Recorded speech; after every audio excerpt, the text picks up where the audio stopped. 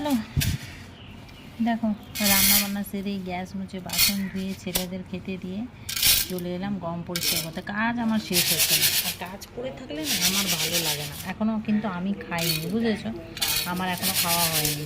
আর কী বলো তো, কাজ ফেলে রেখে আমি খেতেও পারি না। তো যাই হোক, গমটা দেখো ফার্স্টে, দেখো গমটা কত পরিষ্কার না। তো ফার্স্টেই কী করি, গম এনেই না আমি ধুয়ে দিলে কী হয় বলো তো, পুরো নোংরাটা বেরিয়ে যায়। তারপরে শুকনো হবার পর আমি তারপরে এরকম ঝাঁঝরিতে ফেলে নিই, যতটা ধুলো বেরোনো বেরিয়ে যায়। তারপরে থালাতে দিয়ে বেছে নিই। কী বলো তো, ছোটো ছোটো কাঁকড় ফাঁকড় থাকলে সেগুলো আবার থালায় ঢেলে বেছে নিই। তো তোমরা কারা কারা এরকম করো অবশ্যই কমেন্ট করে জানাবে। কারা এখনও গম ভাঙিয়ে আটার রুটি খাও আমাকে অবশ্যই কমেন্ট করে জানাবে। না এখনকার কেউ এরকম করবে না।